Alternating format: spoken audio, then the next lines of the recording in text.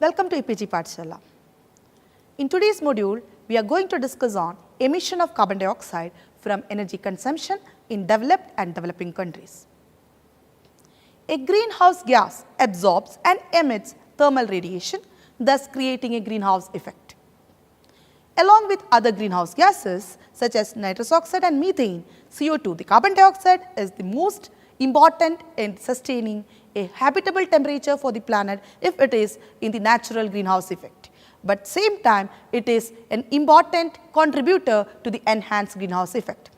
Since the Industrial Revolution, a rapid increase in carbon dioxide emission is reported, which is mainly attributed to energy-driven consumption of fossil fuel. It results in the disruption of global carbon cycle. The concentration of carbon dioxide has increased in the atmosphere over the past century, and it was only 280 ppm in pre-industrial era, but has reached to 406 in August 2018. It is approximately 40% higher as compared to the pre-industrial era, and it ultimately leads to global warming.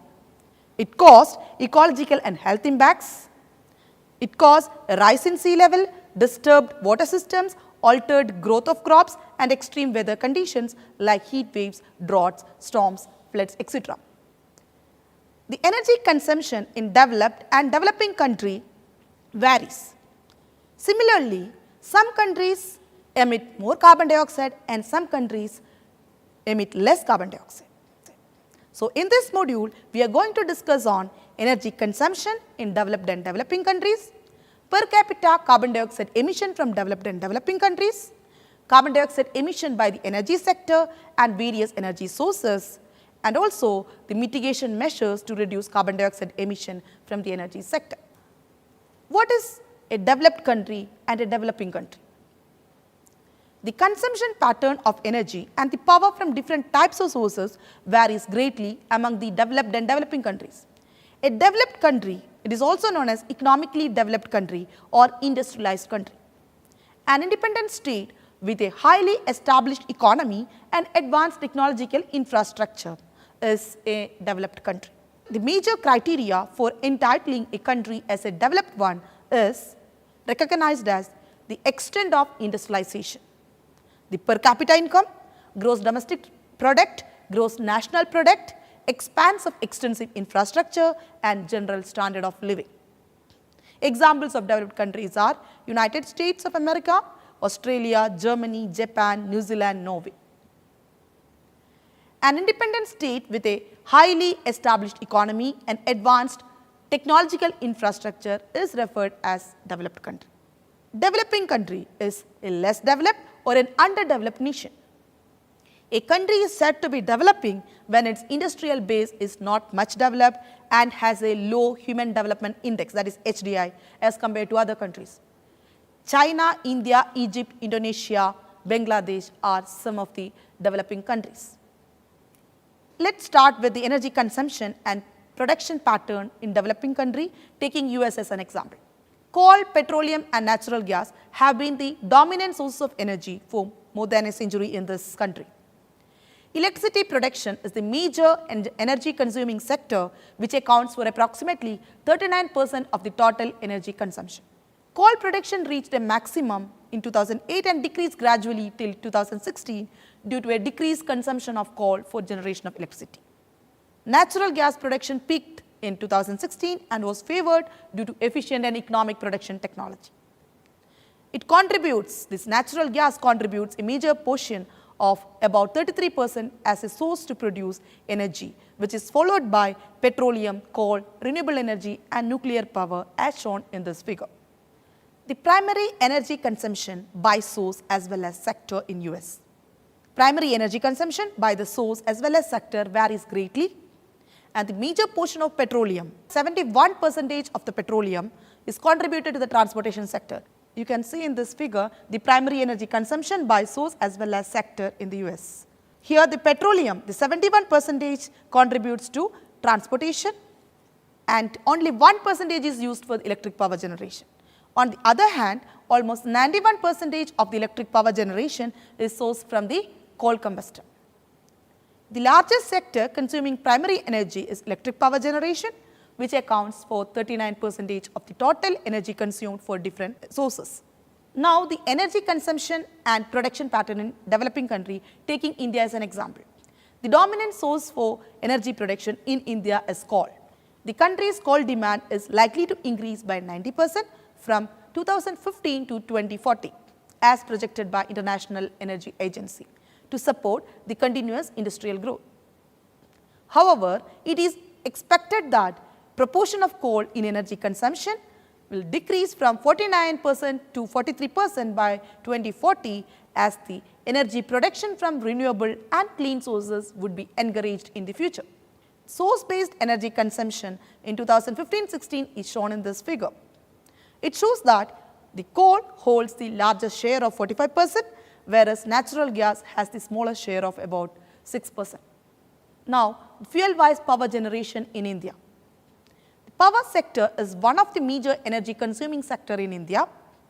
Coal dominates as the major source of fuel in power generation as seen in this figure. It is followed by hydro energy, nuclear energy and renewable energy sources which including biomass energy, solar energy and wind energy. Now we will see the global carbon dioxide emission trends. The emission of carbon dioxide has increased from different sources which include energy generation from fossil fuel, electricity generation, transport, agriculture, residential and other commercial sectors. The global cumulative carbon dioxide emission is measured in metric tons and is calculated by adding up how much carbon dioxide each country has emitted starting from pre-industrial era to the date. United Kingdom, North America and other European countries produce carbon dioxide in large amount. United States dominated the global carbon dioxide emission in the year 2014. China is the second largest global cumulative emitter of carbon dioxide, but in 2016 it attained a position first rank in the global carbon dioxide emission. The global annual carbon dioxide emission trends. The top carbon dioxide emitting countries include many developing countries also like China, which held the top rank with the annual emission of 10,432 million tons in 2016. This figure shows the annual carbon dioxide emissions per country, which is measured in million tons per year starting from 1750 to 2060. You can see in this figure, China has decreased the emission in 2016 as compared to 10,546.61 million tons, which was the maximum annual emission in the year 2014. In the decreasing order of carbon dioxide, you can see in this figure, the China is followed by US, European Union, India, Russia, Indonesia, Brazil, Japan, Canada and Mexico. The top emitting countries would keep emitting carbon dioxide at an increasing rate during their development. Developed countries have shown a stabilizing trend in carbon dioxide emission and even show a decrease in the emission in the past decades. Still, in this figure, it is clear that the developed countries are emitting more carbon dioxide than the developing countries. The United States, for example, have shown a decrease in the annual emission from a maximum of 6,130 million tons in 2007 to 5,011 million tons in 2016. But I told you that despite of this, global emission trend is still dominated by the intermediate economies and overall global emission have thus increased up to the year 2014 and thereby they start decreasing. In this table, it shows the carbon dioxide emission from major developing countries during the period 1990 to 2016. You can see China with the topmost rank with 10,432 million tons, India with 2,533 million tons in 2016. And in this table, you can see the carbon dioxide emission of major developed countries during the same period 1990 to 2016. Here, USA is emitting carbon dioxide at the rate of 5,011 million tons and Germany 7,757. So, in comparison to developed countries are emitting little more carbon dioxide. Now, we will see the per capita carbon dioxide emission from the countries. If we measure the carbon dioxide emission in terms of per capita is better than annual emission because it takes into account the population size of the country.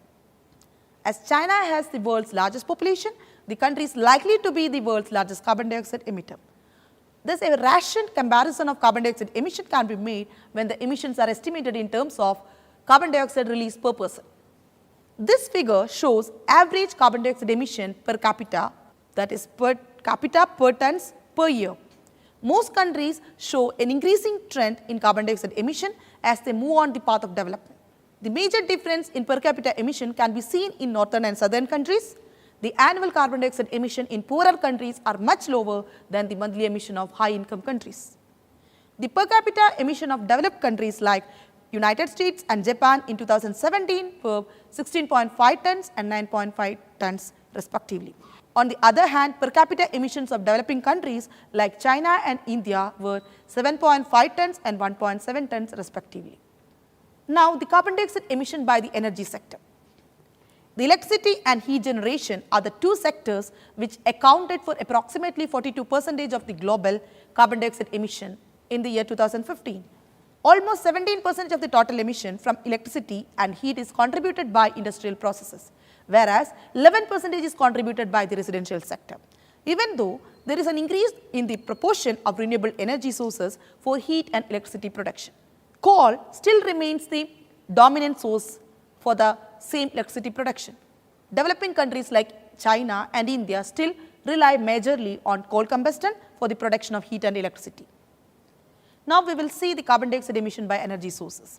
A variety of fuel types contribute to carbon dioxide emission related to industry and energy production.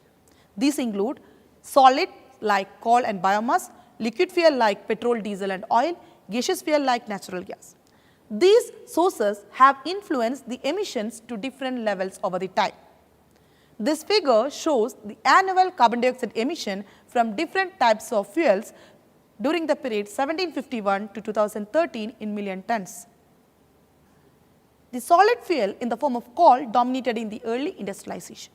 Europe and North America were first in using coal-driven power plant at an industrial scale during 1700s. Soon in 1800s, oil and gas fuel started to contribute to the growing carbon dioxide emissions. After almost 100 years, emission from gas flaring and cement production also emerged, and in today's time, major emission are sources from solid and liquid fuels, whereas only small amount of contribution from flaring and cement production is seen. The emissions from solid, liquid and gaseous fuel have almost equal proportion in North America and Europe, whereas in Asia, the major portion of emission are contributed by solid fuel, and significantly high emission from cement production industry is also prominent in this area. Now, we will see the mitigation strategies to reduce carbon dioxide emission, especially from the energy sector. There are three main ways to reduce the amount of carbon dioxide in the environment. One is employing energy efficiency and conservation practices. Energy efficiency can be achieved through the application of technologies such as using the CFLs, insulation upgrades and high efficiency furnaces, whereas energy conservation can be achieved through behavioral changes like switching off lights when not needed, using appliances differently and carpooling. The other one is using carbon-free or reduced carbon energy sources. By using this technology, energy is generated without producing and releasing carbon dioxide into the atmosphere. The main carbon-free energy sources are solar power, wind power, geothermal, low-head hydropower, hydrokinetics, that is from wave and tidal, and the nuclear power. And the third strategy is shifting from high carbon fuels such as coal and oil to low carbon fuels such as natural gas, which reduces the carbon dioxide emission. To combat with carbon dioxide emission, we need alternative fuel which protects and clean the environment. The alternative fuel like biodiesel, biobutanol and bioethanol are effectively used in many countries, and thereby they are reducing their carbon dioxide emission. Capturing and storing carbon either from fossil fuel or from the atmosphere can also reduce the carbon dioxide emission. Capturing and storing of carbon from the atmosphere is done mainly by the carbon sequestration. In this process, carbon dioxide which is present in the atmosphere can be captured and stored in the plants or in the soil. The carbon sequestration can be performed by two ways: terrestrial sequestration and geologic sequestration. In terrestrial sequestration, collection and storage of carbon dioxide are done by plants and soil. In geologic sequestration, the storage of carbon dioxide is done under suitable underground formation. There are some international measures to reduce carbon dioxide emission. These are Paris Agreement. The first international climate agreement was Paris Agreement, which was signed by both developed and developing countries in 2015, and the agreement came to force on 4th November 2016. COP22 was held in 21 August 2017, which was signed by 195 countries, is also a reduction in the carbon dioxide emission. The other one is the Kyoto Protocol, which was taken up in Kyoto in Japan on December 11, 1997 and came to force in February 16, 2005. Around 192 countries have ratified this protocol. In this protocol, the developed countries tried to reduce their emission, carbon dioxide emission, especially by 5% below 1990 level by the period 2008-12, but it was not a successful protocol. The main objective of that protocol is to reduce the emission from fossil fuel combustion and from the industrial emission. So, you can see in this table the Kyoto Protocol second commitment period targets by various countries. These countries agreed to reduce the carbon dioxide emission from fuel under second commitment period in Kyoto Protocol. It's mainly 1990 and 2015 levels are given in this table as well as the percentage change. So, to conclude, the pattern in energy consumption is directly linked with carbon dioxide emission from the developed and developing countries. The per capita carbon dioxide emission is also more from developed countries. The carbon dioxide emission from India reduced over the period of 1990 to 2016, and efforts are taken by the countries to reduce carbon dioxide emission without hindering its development. So, in this module, we have seen the energy consumption in developed and developing countries, per capita carbon dioxide emission from these countries, and comparison we have seen carbon dioxide emission by the energy sector and different energy sources, and also the mitigation strategies to reduce carbon dioxide emission from energy sector. Thank you.